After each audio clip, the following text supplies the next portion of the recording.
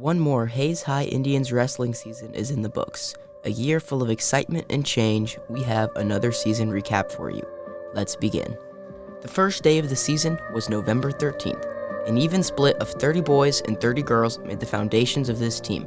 Lots of returning wrestlers fought for spots on the varsity lineup along with new freshmen. The first day of competition for the Indians was on December 2nd.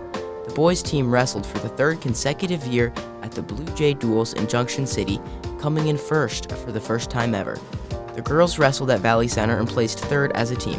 The next week, the boys returned to the Colby Duels and placed seventh, an improvement upon last year's ninth place finish. The girls competed at the largest girls wrestling tournament in the state, the Christmas Clash. The team placed fifth, sitting just behind some of the best 5A and 6A teams in the state. The ladies finished the first half of the season at Abilene with 10 individual champions. Meanwhile, the boys closed their season with an awesome performance pieced together at Bishop Carroll. The team had 3 individual champions amongst the 12 placers in the top 8. After this week, the boys established themselves as a strong team in the 5A division. Returning from the break, both teams went to Topeka Seaman and placed second behind 6A powerhouse Washburn Rural. After this, the Indians prepared for their stretch of competition in their home territory. The ladies won their home tournament, putting 7 in the finals and having 2 champions, Tiana Napier and Lexi Burton.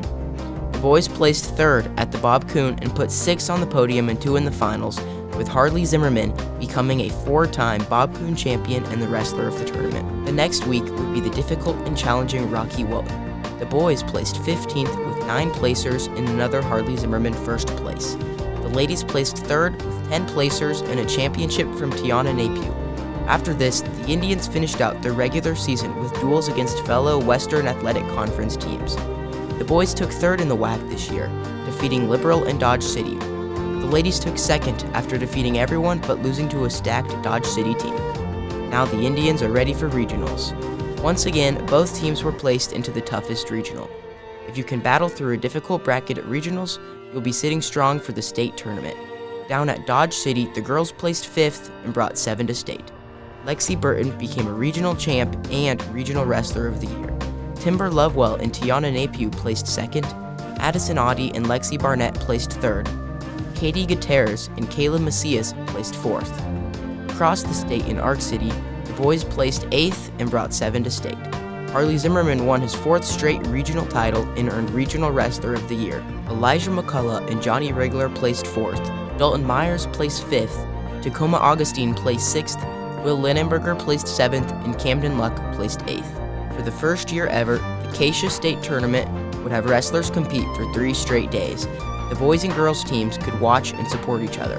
On February 22nd through the 24th, the remaining Indians went to battle for the last time. After day 1, all 7 girls and 6 boys remained, with 3 in the semifinals. On day 2, Harley Zimmerman confirmed his 3rd straight trip to the finals, while Lexi Burton would be going on her 1st trip to the finals. Johnny Rigler lost a chaotic battle in the semifinals, but was still locked into the placement matches. Elijah McCullough and Tiana Napier fought their way on the backside to get into the placing rounds. On the final day, Tiana Napier finished her state tournament winning out, finishing in 3rd at 120 pounds. Elijah McCullough finished his career with a 4th place finish at 113 pounds. Johnny Rigler finished his season with a 6th place finish at 175 pounds.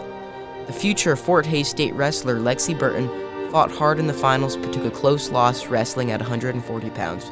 And finally, Harley Zimmerman defeated his opponent in overtime and completed an undefeated 42-0 season at 144 pounds as a 2-time state champion.